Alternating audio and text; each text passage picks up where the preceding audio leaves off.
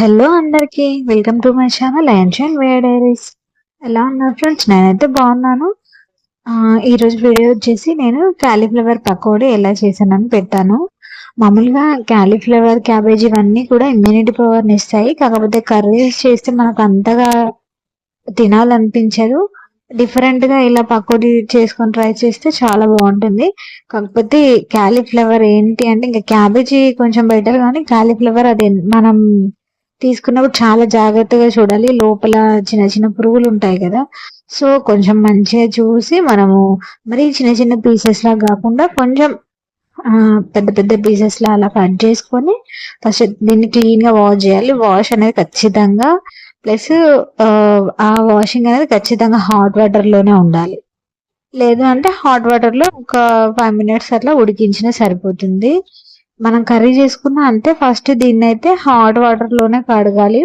ఇంకా plus hot water కాకుండా మనం ఆ హాట్ వాటర్ లో కొంచెం పసుపు, కొంచెం ఉప్పు వేయాలి. ఉప్పు ఏమన్నా ఉన్నా కూడా ఇంకా పురుగులన్నీ కూడా పోతాయి, ఇంకా క్లీన్ గా అవుతాయి అని. మామూలుగా ఏదైనా సరే మనం కడిగేటప్పుడు, వాష్ చేసేటప్పుడు కొంచెం ఉప్పు, పసుపు వేస్తే ఏంటంటే కొంచెం మనకి ఏమన్నా పురుగులు అవన్నీ ఉన్నా, డస్ట్ ఏమన్నా ఉన్నా కూడా మొత్తం పోతుంది అన్నట్టు. సో కాలీఫ్లవర్ అయితే మస్ట్ అండ్ షుడ్ గా ఇలానే వాష్ చేయాలి. మామూలు పిల్లలకు పెడితే కూడా చాలా మంచిది. కర్రీ మామూలుగా మనమే పెద్దవాళ్ళకే ఇష్టంగా తినరు, ఇంకా పిల్లలు తింటారా? కాకపోతే ఇలా పకోడీ చేసి పెడితే చాలా బాగుంటది.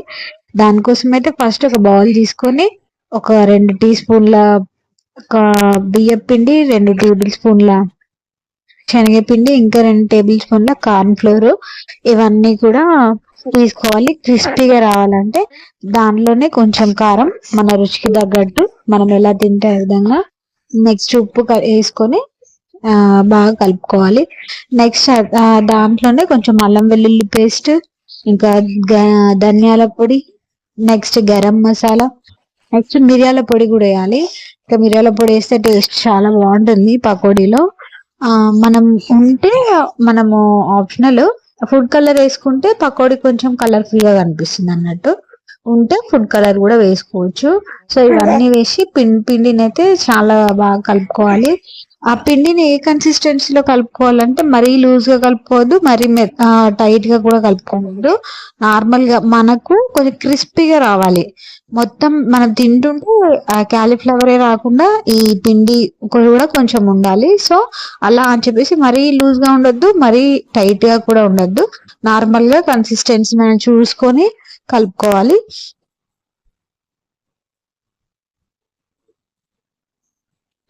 ఇంకా నెక్స్ట్ పిండి బాగా కలిపిన తర్వాత మనం ఉడకబెట్టి వేడి నీళ్ళల్లో తీసిన కాలీఫ్లవర్ ఉంది కదా, ఆ కాలీఫ్లవర్ దీంట్లో వేసుకోవాలి.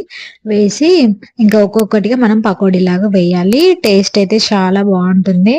మామూలుగా ఇది మనం ఈవినింగ్ స్నాక్స్ కింద చేసుకోవచ్చు, లేదు అంటే మనం పప్పుచారు చేసుకున్నప్పుడు మామూలుగా అంచుకైనా తినొచ్చు. చాలా బాగుంటుంది రెసిపీ. మీరు ఒకసారి ట్రై చేసి చూడండి. మనకి ఎంత కర్రీ చేసినా, అసలు ఫ్రై లాగా చేసినా కూడా తినాలనిపించదు. ఇలా ఒకసారి ట్రై చేస్తే మీకే తెలుస్తుంది ఎంత బాగుంది. నా వీడియో కనుక మీకు నచ్చినట్లయితే లైక్ చేయండి, షేర్ చేయండి, కామెంట్ చేయండి. ప్లీజ్ నా ఛానల్ని సబ్స్క్రైబ్ చేసుకోవడం మాత్రం మర్చిపోకండి. ప్లీజ్ సబ్స్క్రైబ్ మై ఛానల్ యాన్షన్ వేర్ డైరీస్. ఓకే ఫ్రెండ్స్, బాయ్ మరి.